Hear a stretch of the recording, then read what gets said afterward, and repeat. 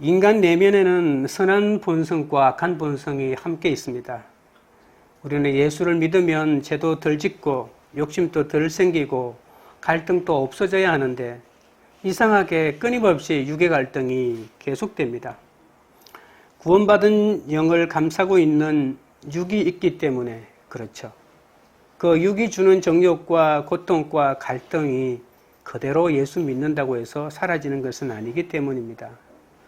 그래서 자기를 부인하는 과정이 바로 육의 갈등이라고 볼 수가 있죠. 육신의 욕망을 부인하지 않으면 주님을 섬기기 어렵습니다. 사람은 영이 변하는 것은 좋지만 육신이 변하는 것은 싫어합니다.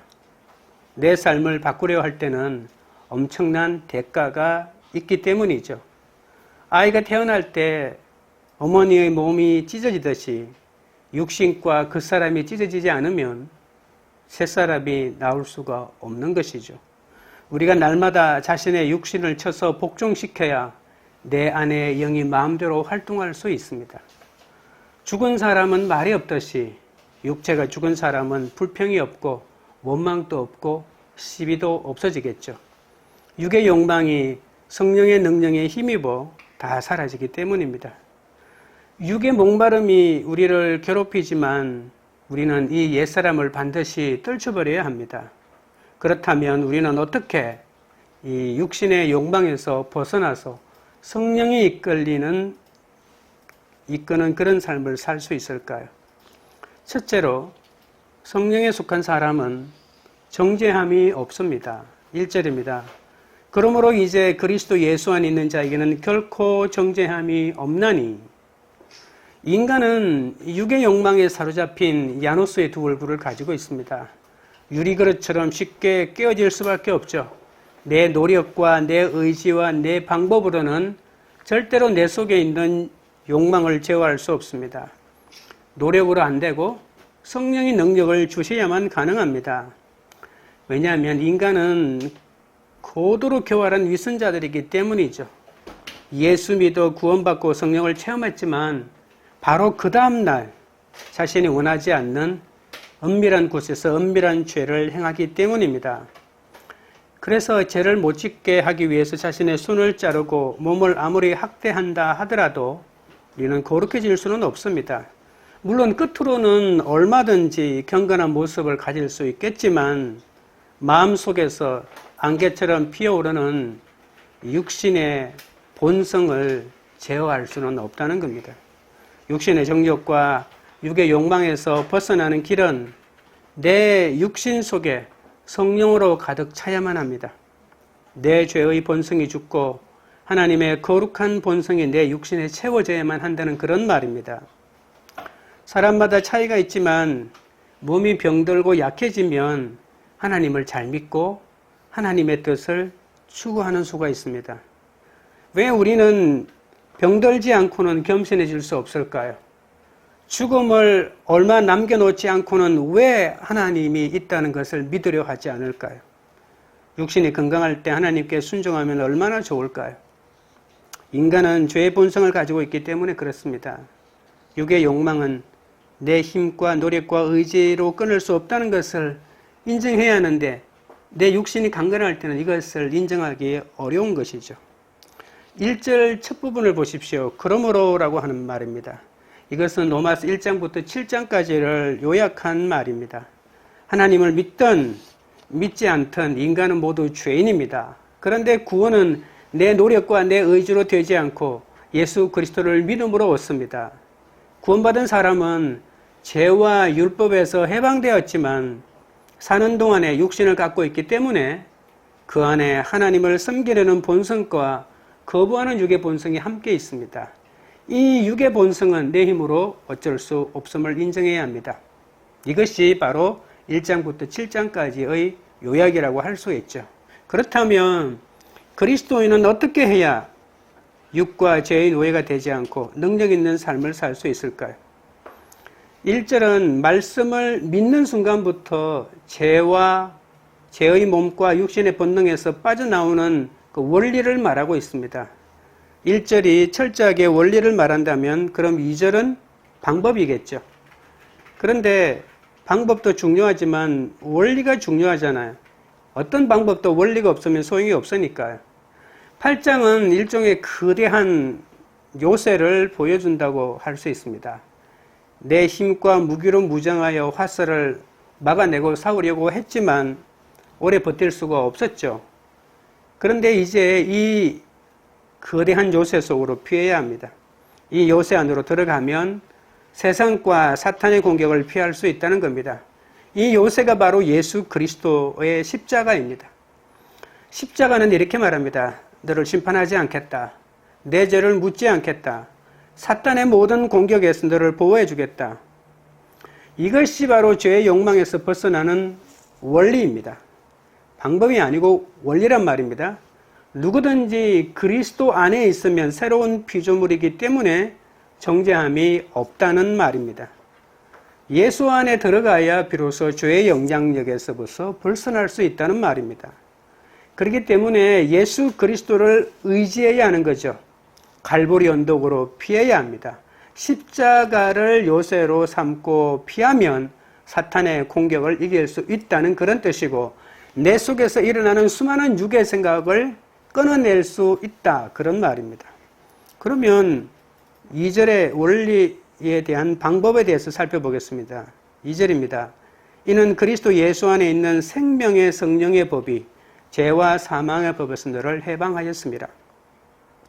로마서 6장은 죄에서 자유를 말하고 있습니다.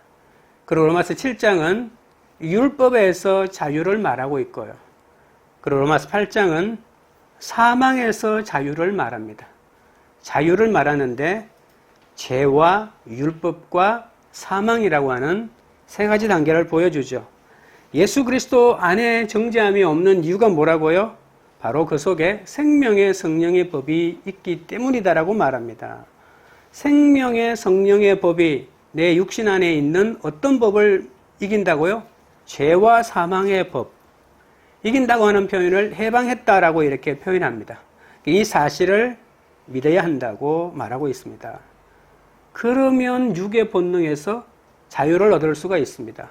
죄와 사망의 법에서 자유해졌지만 이제 생명의 성령의 법이 우리를 다스리기 때문에 그 생명의 성령의 법을 인정하고 그 다스림을 받으려고 해야 합니다. 내가 아무렇게나 살아도 무조건 성령이 도와주지는 않겠죠. 도대체 성령의 법이 무엇이길래 내 육신 속에 있는 죄와 사망의 법을 무력하게 만들까요? 바로 그리스도 예수 안에 있는 생명 때문이라고 본문은 말합니다. 요한복음 11장 25절에 이렇게 말합니다. 나는 부활이요 생명이니 나를 믿는 자는 죽어도 살겠고 무릇 살아서 나를 믿는 자는 영원히 죽지 아니하리라. 예수님은 생명 그 자체라고 말합니다. 생명은 죽을 수가 없죠. 멈출 수가 없는 것입니다.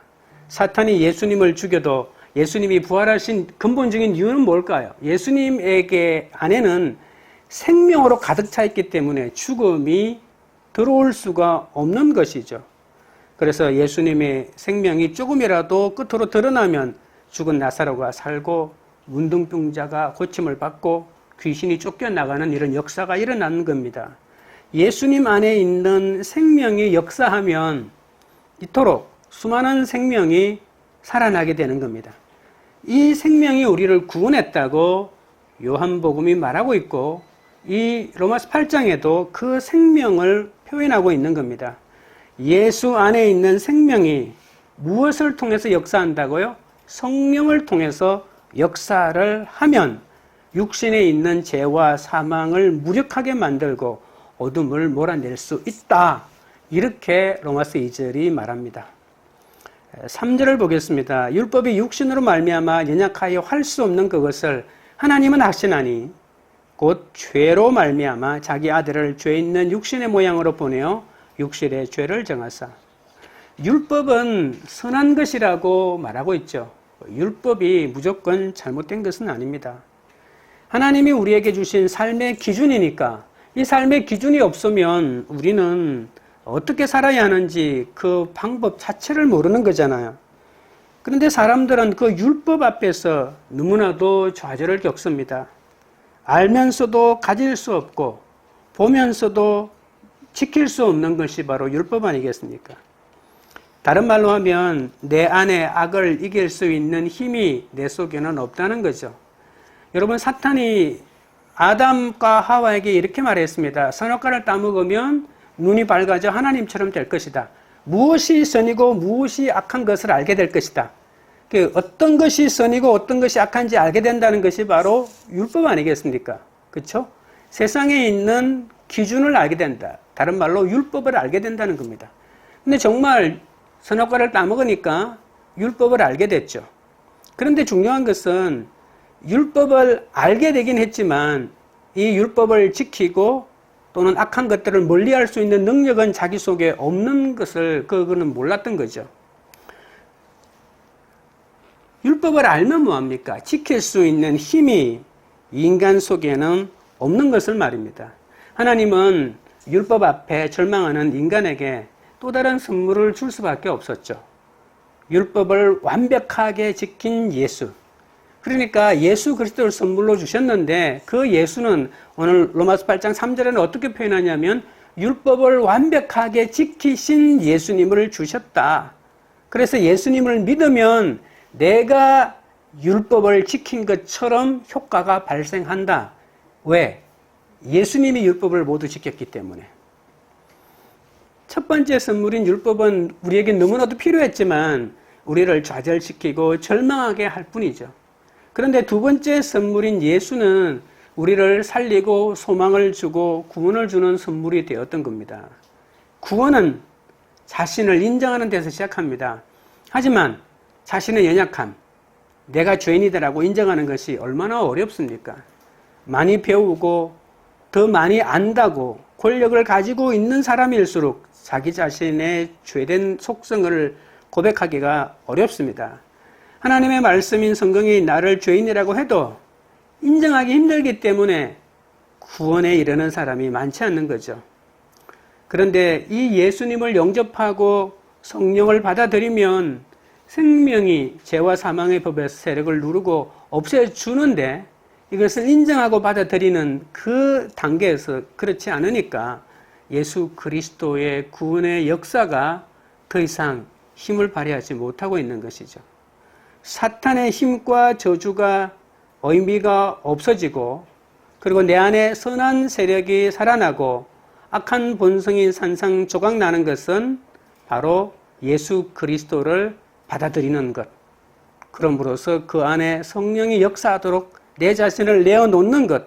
이것이 바로 제대로 사는 방법인데 예수님이 육신으로 오셔서 그 육신을 우리를 위해 내어주셔서 대신 죄를 받아 주셨기 때문에 우리에게 죄와 사망에서부터 진정한 자유를 얻는 이 길이 열리게 된 것입니다. 가정과 직장에서 수많은 사건이 오죠. 그런데 그 사건이 사망의 사건입니다. 그런데 세상은 얼마나 악한지 수원에 있는 어느 오피스텔, 5층 오피스텔에 살고 있는 사람이 소음이 계속 돌려가지고 옆집을 방문하게 되죠. 그래서 계속 소음이 나니까 조용히 해달라고. 그런데 그 주인이 우리 집에는 소음을 일으킬 만한 어떤 것도 없다고 방에 들어와서 확인해 보라고. 아니다. 내가 집에 가면 방에 들어가기만 하면 그 소리가 난다고. 그래서 이 남자를 데리고 자기 집으로 갔죠. 그래서 얘기를 하다가 다툼이 일어나서 그냥 칼로 찔러 죽였다고 이렇게 하더라고요. 우리 삶 가운데 일어나는 여러 가지 사건들이 다 직접적인 사망에 이르는 사건도 있지만 사망에 이르기 위한 하나의 과정으로서의 사망의 사건들이 얼마나 많이 일어나는지 모릅니다. 그런데 이런 사망의 사건이 우리에게 찾아왔을 때 십자가를 보여주면 사탄이 물러가겠죠. 근데 이런 십자가를 떼가지고 보여주라는 그런 말이 아니죠. 내가 죽었다는 것을 고백하는 거겠죠. 근데 참 쉽지는 않겠지만 내가 예수님처럼 죽었다.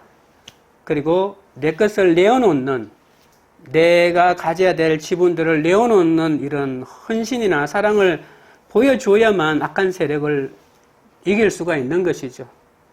그냥 당당하게 내가 하고 싶은 말을 하는 것이 정당한 것이지만 어떤 돌발 사태가 우리 삶 가운데 일어날지 모르잖아요. 너무나도 무시무시한데. 그래서 우리는 이렇게 사망의 사건이 왔을 때 십자가를 보여준다고 하는 것은 나 예수 믿는 사람이오라고 말하는 것이 아니라 나는 십자가에 달렸다. 그 예수님을 의지한다라고 하면서 나를 내려놓는, 어떤 상황에서도 나를 내려놓는 이런 훈련, 이것이 필요하지 않을까 생각합니다. 적용 질문 드립니다. 나를 정죄하고 남을 심판하고 우울함과 분노와 사망의 법에 사로잡혀 있습니까? 내가 하나님의 심판에서 해방되었기에 누구도 심판하지 않고 내 잘못을 인정하는 생명의 법으로 살고 있습니까? 둘째는 성령의 생각을 따릅니다. 4절입니다. 육신을 따르지 않고 그 영을 따라 행하는 우리에게 율법의 요구가 이루어지게 하려 하심이니라. 영을 따라 행하는 것은 쉬운 일이 아니겠죠. 하지만 성령을 따라 사는 길이 그리스도인의 삶의 방법입니다. 인생의 끊임없는 사건 속에서 육신을 따를 것인가, 영을 따를 것인가 끊임없이 갈등하잖아요. 성령도 사탄도 이 사람의 생각을 점령하는 것이 중요하다는 것을 알기 때문에 생각부터 점령하려고 발부동을 칩니다. 그래서 성령의 생각을 따르는 훈련을 반복해서 할 수밖에 없죠.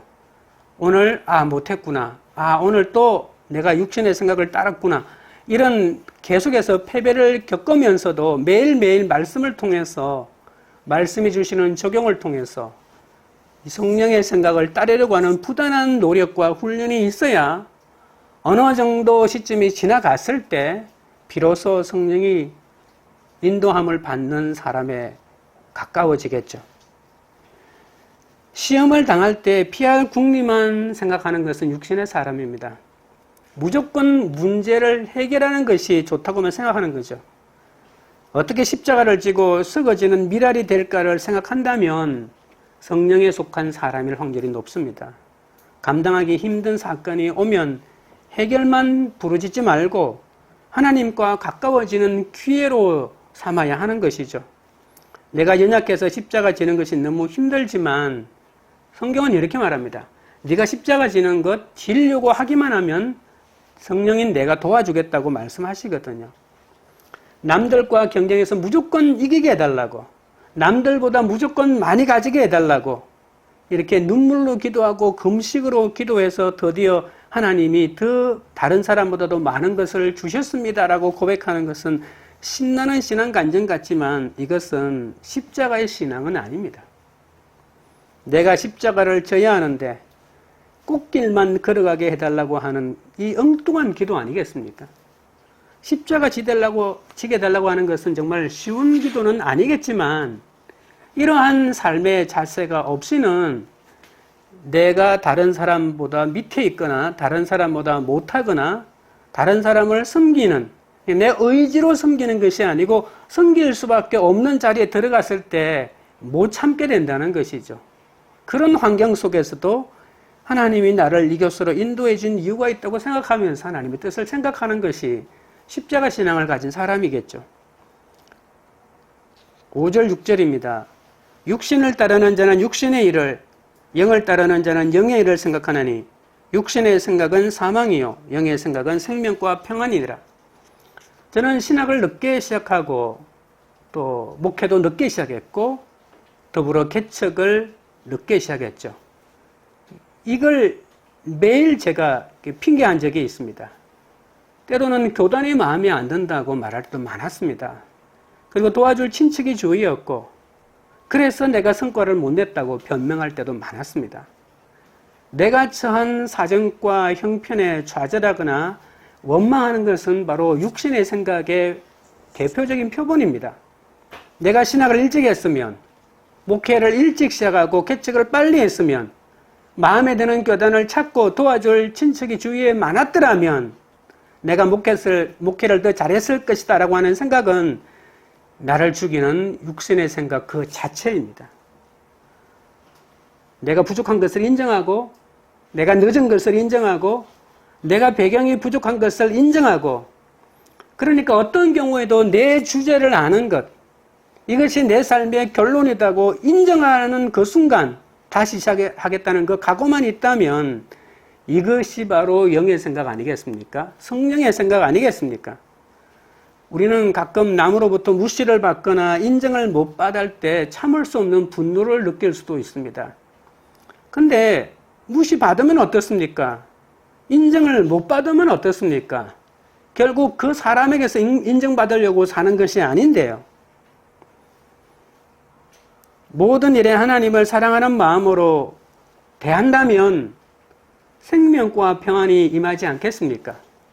생명과 평안이 나에게 있느냐 없느냐가 내가 성령의 생각을 하고 있느냐 육신의 생각을 하고 있느냐가 결단나는 거죠. 아무리 많이 얻고 아무리 경쟁해서 이기고 아무리 다른 사람에 앞서간다고 할지라도 내 속에 이 생명과 평안이 없다면 나는 성령의 생각을 영의 생각을 하고 있는 것이 아니다는 것이죠. 나이가 많고 교단이 안 좋고 후원을 많이 못 받아서 힘든 게 아니라 영을 따르지 않고 육신을 따르기 때문에 힘든 것인데 그래서 평안이 없는 것인데 언제까지 변명만 하고 있겠냐는 성령의 소리를 들을 수 있었습니다. 예수를 믿으면 당장 천사가 되는 것 아닙니다. 그냥 말씀이 좋아지기 시작했다라고 하는 겁니다. 말씀 안에는 예수님이 계시기 때문에도 힘들어도 말씀을 따르는 삶을 살려고 하면 힘든 일도 견딜 수 있다라고 하는 겁니다. 무조건 비교해서 조금이라도 부족하면 못 견디는 것처럼 생각하지만 힘든 과정을 버텨낼 수 있는 이 저항력, 힘이 조금씩 생겨야만이 내가 더 단단해지는 것이죠. 육신을 따르는 사람은 온종일 육신과 세상 일만 생각하겠죠. 내가 생각하는 것이 내가 누구인지 말해줍니다. 24시간 하나님을 생각하면 하나님의 사람이겠고 24시간 세상의 일만 생각하면 세상 사람이겠죠. 교회 와서 몇 시간 예배드리고 나는 하나님의 사람이다라고 말할 수는 없죠. 영을 따르는 사람은 영의 일을 생각해야만 합니다. 직장에서 열심히 일하면서 하나님을 생각하는 거죠.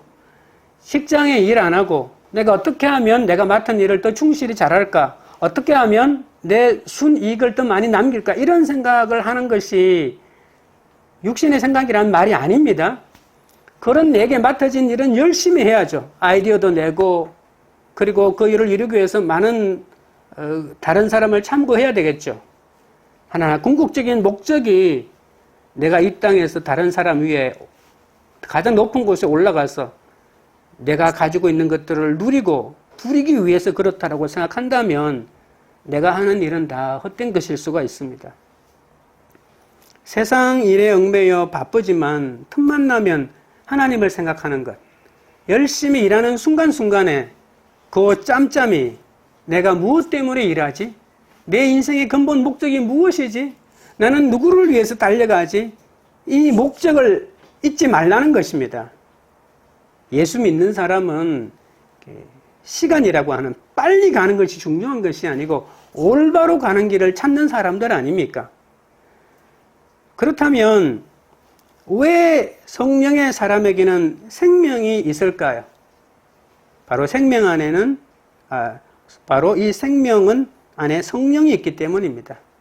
진정한 평화는 세상을 변화시키고 기쁨을 준다고 하는 것이 성경의 끊임없는 가르침입니다. 예수 믿은 지 오래일수록 신앙이 성숙되지 않고 구원의 감격이 희미해지면서 신앙생활을 잘하는 기술만 늘어나고 그래서 세상 예수 믿는 것을 어떻게 하면 또 내가 가지는 하나의 스펙처럼 되어서 내가 원하는 것들을 얻어내는 하나의 도구가 되고 방편이 될까 이렇게 생각한다면 참 육의 사람이라고 볼 수 있습니다. 7절 8절입니다. 육신의 생각은 하나님과 원수가 되나니 이는 하나님의 법에 굴복하지 아니할 뿐 아니라 할 수도 없음이라. 육신에 있는 자들은 하나님을 기쁘시게 할 수 없느니라. 육신의 생각은 하나님의 말씀을 들으면 갈등이 일어나죠. 왜냐하면 순종해야 하는 줄 알면서도 순종하기 싫으니까요. 타락한 사람은 고상한 생각을 해도 하나님과 원수가 됩니다. 인본주의, 종교, 철학이 고상하게 보여도, 우아하게 보여도 하나님을 섬기는 것을 교묘하게 방해하고 있습니다. 이 세상은 절대로 하나님을 공경하지 않습니다. 하나님과 원수되는 것이죠. 하나님께 굴복하지 않을 뿐만 아니라 굴복할 수가 아예 없다는 것을 성경이 분명히 말합니다. 그렇기 때문에 육신의 사람은 하나님을 뭐하게 할 수 없다? 기쁘시게 할 수 없다. 하나님이 원하시는 것대로 살지 않으니까요. 성령의 사람은 하나님의 말씀에 순종하기 때문에 하나님을 기쁘시게 합니다. 죄와 싸워서 이기려면 예수님을 영접해야 합니다. 가장 기본적인 원리겠죠. 생명의 성령의 지배를 받으면 죄와 사망의 법에서 진정한 해방을 얻을 수 있기 때문입니다. 적용 질문 드립니다. 내 힘으로 해보려는 생각 때문에 잠을 못 이루십니까? 상처받은 일을 생각하면서 죽고 또 죽이고 싶습니까? 집착과 부정적인 육의 생각 대신 하나님의 뜻을 구하는 성령의 생각으로 평안을 누립니까? 셋째는 부활의 생명을 누립니다. 9절입니다. 만일 너희 속에 하나님의 영이 거하시면 너희가 육신에 있지 아니하고 영에 있나니 누구든지 그리스도의 영이 없으면 그리스도의 사람이 아니라. 예수님을 믿으면 하나님의 영이 내 안에 들어옵니다. 하나님의 영은 예수 그리스도의 영이요 성령이잖아요. 성령님이 우리 안에 들어오시면 예수 그리스도께서 살아 역사하신다고 말합니다. 되게 복잡하게 말하고 있는 것 같지만 예수 그리스도의 영이 성령의 영이고 바로 그분이 바로 예수라고 하는 그런 뜻입니다.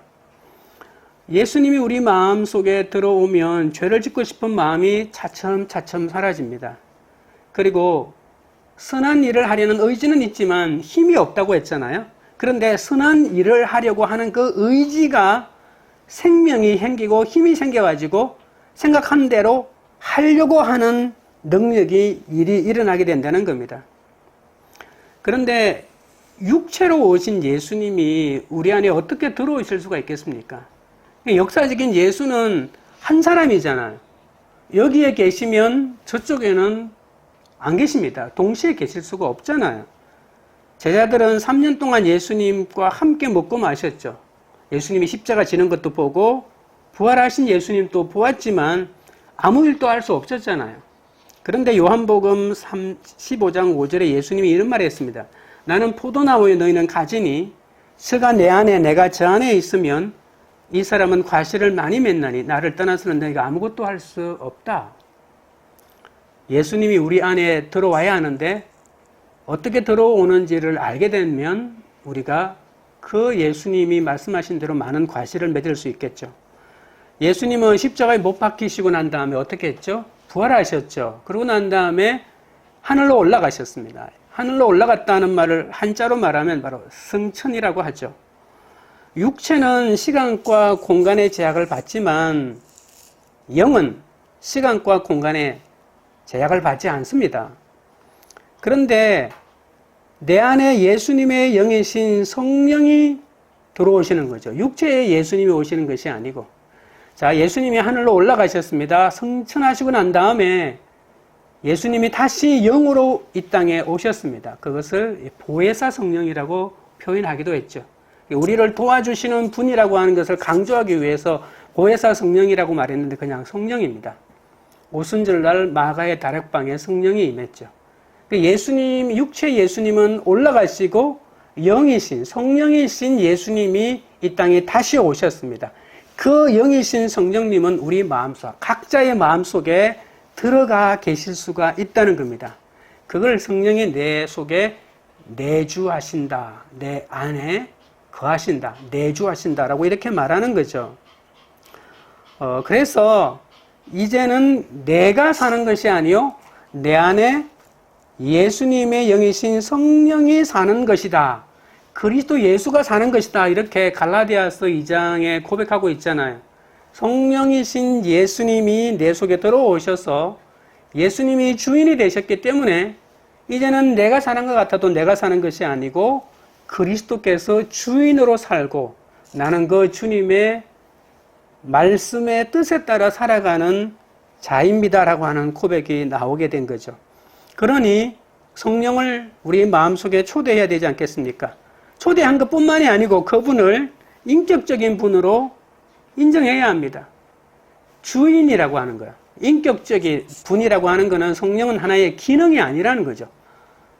성령이 내가 시키는 대로 해달라고 마음대로 부릴 수 있는 하나의 기능이 아니라는 거죠. 도구가 아니고 인격을 가지신 예수님 그 자체입니다.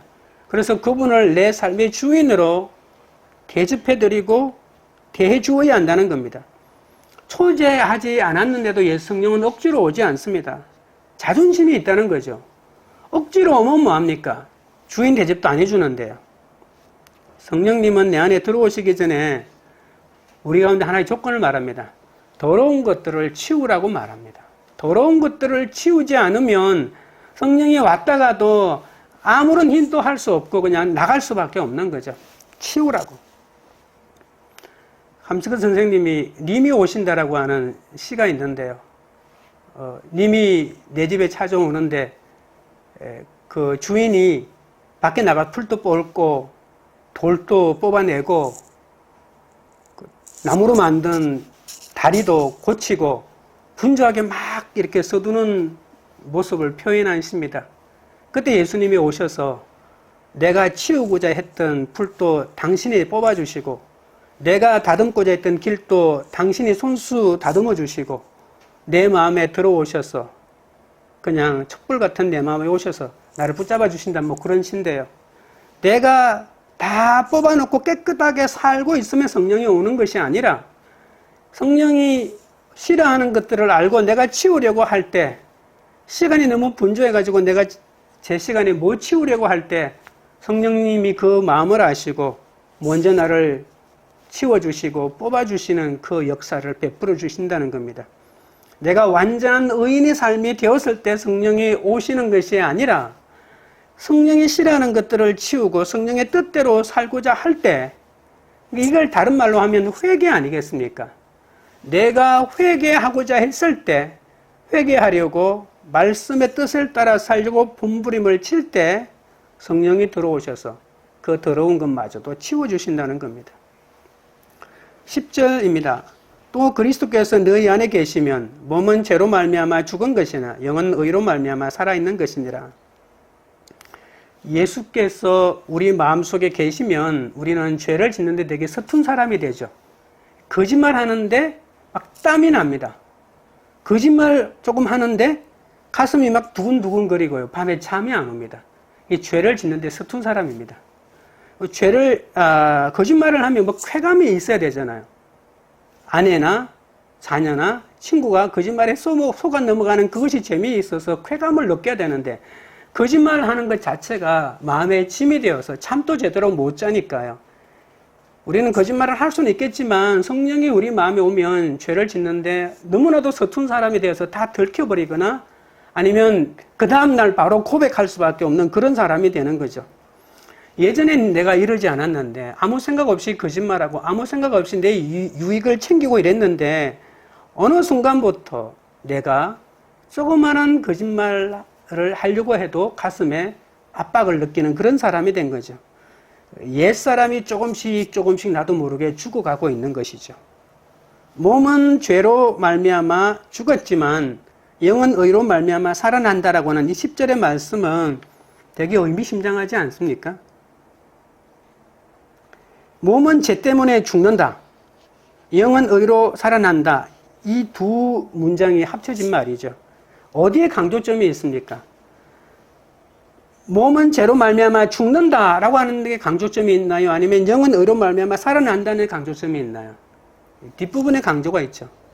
몸은 죄로 말미암아 죽을 수밖에 없지만 죽었지만 그러나 우리의 영은 의로 말미암아 살아난다라고 하는데 강조점이 있는 것이죠. 몸이 죽는 것이 문제가 아니라 영이 살아난다라고 하는 것이 핵심입니다. 영이 뭐로 살아난다고요? 의로 말미암아 살아난다고 했죠. 의가 뭘까요? 로마서 5장 21절에 죄가 사망 안에서 왕노릇한 것 같이 은혜도 또한 의로 말미암아 왕노릇한다라고 말했습니다. 여러분, 옛날에는 우리가 율법을 행할 때 의가 만들어졌어요. 그래서 율법을 지킴으로써 내가 만든 의로 내가 하나님 앞에 나갈 수도 있었죠. 그런데 로마서 1장 17절에 너무나도 놀라운 말씀을 하십니다. 복음에는 하나님의 의가 나타난다라고 하는 상상을 초월한 말을 바울이 말합니다. 율법에는 하나님의 의가 나타난다 이렇게 말해야 되는데 이것이 구약 역사의 가장 핵심적인 단어였는데 이제 바울이 복음에 하나님의 의가 나타난다고 말하니 복음에 하나님의 의가 나타난다는 뭘까요? 예수님이 십자가에 죽고 부활하심으로써 하나님의 의가 만들어지게 되었다라고 이렇게 말하죠. 그래서 우리가 믿기만 하면 이 의를 내가 만든 의로 사용할 수 있다 이렇게 말하고 있습니다. 그래서 예수 그리스도를 믿으면 발생하는 그 의 때문에 내 속에 있는 영이 살아난다고 말합니다. 내 속에 있는 영이 살아나면 어떤 일이 벌어진다고 했죠? 성령의 생각을 따라 살 수 있으니까 내가 성령의 사람이 된다는 그런 말이겠죠. 의는 율법을 지켜서 만드는 것이 아니라 예수님이 만들어 주신 것입니다. 그런데 10절을 다시 볼까요? 이 10절이 말하는 영은 단순히 사람의 영을 말하는 것이 아니고 성령을 뜻하는 말입니다. 로마서 8장에 영은 다 성령을 뜻하는 단어로 사용되었습니다. 성도는 예수를 믿어도 여전히 흙으로 된 몸의 기능을 지닐 수밖에 없습니다.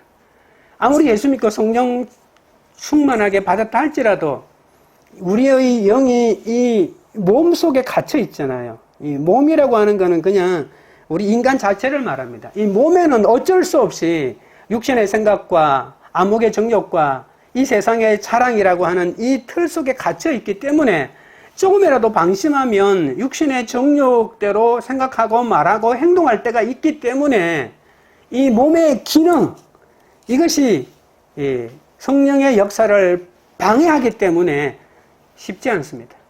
여러분, 창조 질서에 의하면 영은 하나님의 말씀을 따르고 이 몸은 이 영의 말을 따라야 합니다. 이것이 창조의 원리입니다. 그런데 몸이 반란을 일으켰죠. 난 영의 말을 따르지 않겠다 이렇게 말해버리니까요. 성령이 들어와서 죄를 이기고 주님의 뜻대로 살아가야 되는데 이것이 하나의 원리인데 현실은 이 몸의 반항이 만만치 않다는 겁니다. 그래서 우리 속에 새로운 생명의 권능인 성령이 들어오셔서 계속해서 이 몸의 기능을 제어하고 누르고 조금씩 장가지를 쳐내듯이 쳐내는 이 작업을 평생 동안에 해야 된다는 것입니다. 예수 믿었다고 안심하지 마시고 방언한다고 안심하지 마시고 정신을 차려야 합니다. 우리 몸이 만들어낸 유괴 생각이 있기 때문이죠. 일본 후쿠시마의 원전 사고 때문에 생긴 그 오염수를 방류하는데 30년이 걸립니다. 근데 그 30년 동안 그 오염수를 바다에 흘려보내는 그 시간 내에 그 탱크는 또한 가득 차게 된다고 합니다. 그걸 또 흘려보내면 또 30년 만에 그 탱크는 또 가득 차게 되고 이것이 30년을 기준으로 몇 번을 반복해야만이 다 사라질지 아무도 알지 못합니다. 사람의 몸도 마찬가지입니다. 내 속에 있는 근본적인 이 유괴의 생각들이 다 사라진 것 같지만 또 나도 모르게 오염수들이 만들어지고 있다는 겁니다. 흘려보내고 또 생겨있고 또 흘려보내고 또 생기고 또 흘려보내고 이 일을 끊임없이 반복할 수밖에 없는 것이 우리의 인생인데 그러나 실망하지 마십시오. 11절 보겠습니다. 예수를 죽은 자 가운데서 살리신 이의 영이 너희 안에 거하시면 그리스도 예수를 죽은 자 가운데서 살리신 이가 너희 안에 거하시는 그의 영으로 말미암아 너희 죽을 몸도 살리시리라. 그래서 결론적으로 한마디를 말하면 근본적으로 오염된 그 원자로 자체를 완전히 고치면 되는데 그건 인간의 기술로는 불가능하잖아요. 그래서 오늘 11절 마지막을 보십시오. 너희 죽을 몸을 살려버린다. 우리의 몸이 만들어내는 끊임없는 하나님에 대한 반항의 생각들을 없애기 위해서 우리 죽을 몸 자체를 아예 부활시켜버린다는 거예요. 그러니까 예수님의 생각 속에는 영의 부활도 있고 이 몸의 부활이 있고 부활의 종류가 두 가지 있습니다. 그래서 11절이 우리에게 너무나도 중요한 것이죠. 예수님을 살려셨던 그 영이 예수님을 부활시킨 것처럼 예수의 영이 우리 안에 살면 우리 죽을 몸도 결국은 살려버린다는 겁니다. 오염수를 그냥 정화시키는 그 정도의 수준이 아니라 정화되지도 않겠지만 우리 이 몸 자체를 아예 그냥 살려버린다는 겁니다. 죽었던 몸의 기능을 완전히 회복시킨다는 겁니다. 우리의 영을 살릴 뿐만 아니라 우리 몸도 살리는 이 성령의 역사가 우리가 완전히 부활의 몸을 가지게 되는 결론까지 도달하게 되는 거죠. 여러분, 우리는 영뿐만이 아니라 우리의 몸도 하나님의 뜻에 온전히 순종하는 경지까지 가야 합니다. 생각으로 하나님의 말씀에 순종하지 않는 사람이 어디 있습니까? 찬양, 그리고 순간적인 찰나에 아멘으로 헌신을 장담하는 이런 종교적인 행위를 우리는 할 수 있겠죠. 그러나 삶 속에서 다른 사람과 부딪히면서 정말 내 속에 몸에 오작동이 없는 것처럼 보이는 것이 얼마나 힘듭니까? 그런데 성령은 그것까지 가야만이 완전히, 그러니까 예수님이 몸으로 있고 이 땅에 오셨다고 해서 예수님이 몸을 가지셨지만, 몸속에 갇히셨지만 몸에 주는 저항하는 그 저항의 세력에 예수님이 지지 않았잖아요. 적어도 예수님처럼 우리도 몸을 가졌지만 그러한 상태까지 가는 것이 하나님의 목표다. 그걸 말하고 있는 것이 11절이다. 우리는 죽어서 천국 가는 그날까지 이 거룩한 투쟁이 계속되어야 할 것입니다. 예수 믿는다고 당장 우리가 몸의 기능이 다 사라지지 않습니다. 어떻게 그런 사람이 있겠습니까? 눈을 보지 못하는 사람은 눈으로는 죄를 안겠지만 마음속에 일어나는 생각마저도 잠재울 수는 없지 않겠습니까? 그런 죄까지도요. 우리의 진심이 통하려면 삶이 따라줘야 합니다. 삶이 따라주지 않는 기도와 예배는 나도 변화시킬 수도 없고 다른 사람도 변화시킬 수 없죠. 진실함이 부족한 결혼, 진실함이 부족한 취업, 진실함이 부족한 사역은 오래가지 못합니다. 일정한 시간 동안 사람을 속일 수는 있겠지만요. 죽을 수밖에 없는 고난과 배신의 사건이 와도 성령이 오셔서 내 몸의 작동들을 제어할 수 있는 기회로 여겨주신다는 것을 깨닫고 계속해서 그것에 말씀으로 반응을 하다 보면 결론은 뭘까요? 생명과 평안입니다.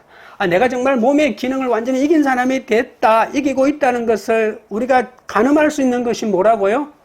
교회 열심히 다니는 것 자체가 아니라 생명과 평안, 다른 사람의 생명을 불쌍히 여기고 귀하게 여기고 또 내 삶이 다른 사람과 기준으로 봤을 때 가진 것이 없어도 평화를 잃어버리지 않는, 마음의 평안을 잃어버리지 않는 그 자체가 중요한 것이죠.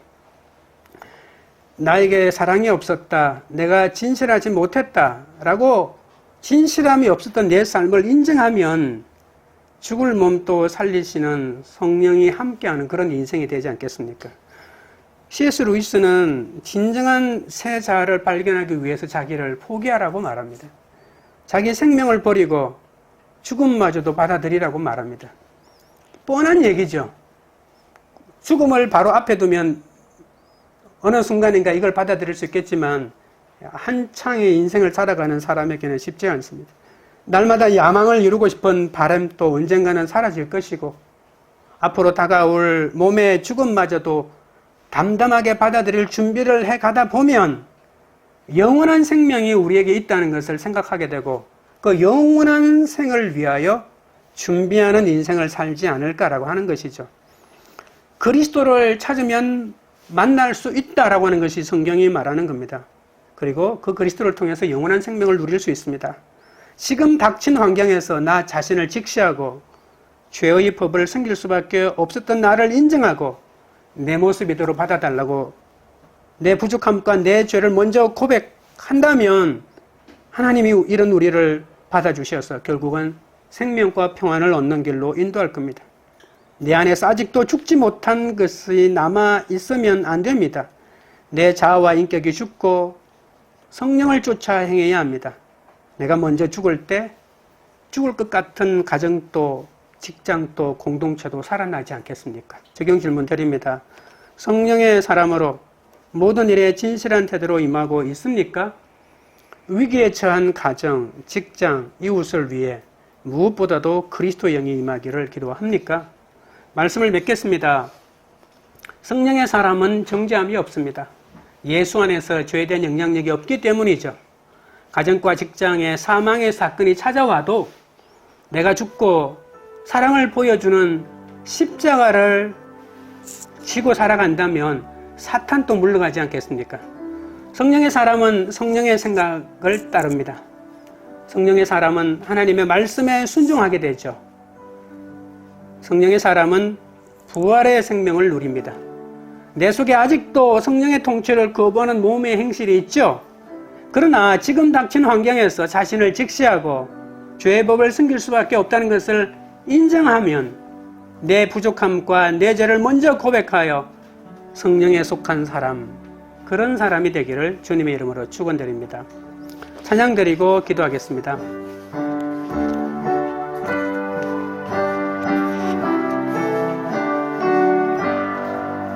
주 없이 살 수 없네 죄인의 구주여 그 귀한 보배 피로 날 구속하소서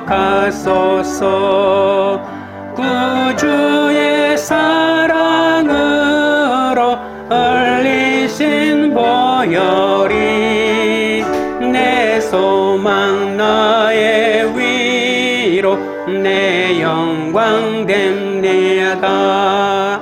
주 없이 살 수 없네 나 혼자 못 쓰리 힘없고 부족하며 지혜도 없도다 내 주는 나의 생명 또 나의 힘이라 주님을 의지하여 지혜를 얻으리 주 없이 살 수 없네 내 주는 아신다 내 영의 깊은 간구 마음의 소원은 주밖에 나의 마음 네 알아주리요 내 마음 위로하사 평안케 하시네 주 없이 살 수 없네 세월이 흐르고 이 깊은 고독 속에 내 생명 끝나도 사나운 풍랑일 때 날 지켜주시니 내 곁에 계신 주님 늘 힘이 됩니다. 아멘. 나를 정죄하고 남을 심판하며 우울함과 분노와 사망의 법에 사로잡히지 않게 해달라고 기도하시고 내가 하나님의 심판에서 해방되었기 때문에 누구도 심판하지 않고 내 잘못을 인정하는 생명의 법으로 살게 해달라고 기도합니다. 내 힘으로 뭔가 해보려는 생각 때문에 잠을 못 이루고 상처받은 일을 생각하면서 죽고 죽이고 싶을 때도 집착과 부정적인 생각 대신 하나님의 뜻을 구하는 영의 생각으로 평안을 누리게 해달라고 기도하고요. 그리스도의 사람으로서 모든 일에 진실한 태도로 임하게 해달라고 기도합니다. 위기에 처한 가정, 직장, 사업장, 이웃을 위해 무엇보다도 그리스도의 영이 임하게 해달라고 주의 세 번 부른 다음에 기도하겠습니다. 주여, 주여, 주여. 거룩하신 하나님 우리 아버지여, 나를 정죄하고 남을 심판하며 끝없이 우울함과 분노와 사망의 법에 사로잡혀 살아왔던 것을 용서하여 주옵소서. 내가 하나님의 심판에서 해방된 사람이기 때문에 그 누구도 심판하지 않고 내 잘못을 인정하는 생명의 법으로 살아가게 하여 주시옵소서. 내 힘으로 뭔가 해보려고 하는 생각 때문에 잠을 못 이룰 때가 많았습니다. 상처받은 일을 생각하면서 나도 죽고 남을 죽이고 싶을 때도 많았사오니 불쌍히 여겨주시고 집착과 부정적인 생각 대신 하나님의 뜻을 구하는 영의 생각으로 평안을 누릴 수 있도록 은혜 내려 주시옵소서. 그리스도의 사람으로서 모든 일에 진실한 태도로 임하게 해달라고 아버지 하나님이여 간구하오니 아버지 하나님 불쌍히 여겨주시고 위기에 처한 가정과 직장과 사업장과 공동체 가운데 아버지 하나님이여 임하여 주셔서 주님 고쳐주시고 생명의 역사와 평안의 역사를 베풀어 주시고 그리스도의 영으로 참된 평안을 누릴 수 있도록 아버지 하나님 인도하여 주옵소서. 하나님 아버지, 내 속에서 죽지 않은 것은 절대 살아날 수 없다고 했는데 아직도 포기하지 못하고 죽지 못한 부분이 많습니다. 내 욕심과 자존심이 살아서 잘못을 인정하지 못하고 위선자처럼 살아가고 있사오니 용서하여 주옵소서. 하나님을 섬기면서도 죄의 노예가 될 때가 너무 많사오니 어찌하오리까. 더는 내적인 번민과 고민 속에 살지 않게 하시고 내 마음이 성령의 지배를 받도록 역사하여 주옵소서. 혈기도 아픔도 날마다 일어나는 부정적인 생각도 내 모습 이대로 주님 앞에 내어놓습니다. 주님 받아 주시옵소서. 그리스도의 성령으로 가득 채워 주시옵소서. 성령의 사람으로 모든 일에 진실하기 원합니다. 개척교회를 섬기고 설교하고 기도하고 위로를 건넬 때마다 진실함으로 행하기 원합니다. 어떤 상황에서도 내 잘못을 인정하고 죽어짐으로 성령의 생각으로 생명과 평안을 누리기 원합니다. 성령의 도우심으로 죽을 몸, 죽을 일 가운데서도 다시 살아날 것을 믿습니다. 성령으로 가정이 회복되고 공동체가 회복되기를 원하오니 성령의 능력으로 충만케 채워주옵소서. 우리 몸에 예수님이 들어올 때 어두운 세력들을 다 물려쳐 주신다고 하셨습니다. 우리 속에 있는 죄의 세력들이 다 떠나가게 하시고 죽음의 그늘이 사라지게 하여 주옵소서. 생명이 역사하는 사람이 되게 하여 주시옵소서. 육신의 생각을 따라 살아왔음을 회개하오니 이제는 우리를 성령 안에서 살게 하신 하나님의 뜻을 따라 아버지 하나님이여 몸의 부활을 바라보며 영원한 하나님의 사람으로 성령의 사람으로 생각하게 하옵소서. 광교리들 교회가 나를 정죄하고 남을 심판하며 우울함과 분노와 사망의 법에 사로잡혀 살지 않는 공동체가 되게 하옵소서. 하나님의 심판에서 해방되었기에 누구도 심판하지 않고 자신의 잘못을 인정하는 생명의 법으로 사는 공동체가 되게 하시고 그리스도의 남은 고난을 우리들의 육체에 채워 이 땅에 죽어가는 영혼들을 살리는 그런 교회가 되도록 역사하여 주시옵소서. 예수 그리스도 이름으로 기도드리옵나이다. 아멘.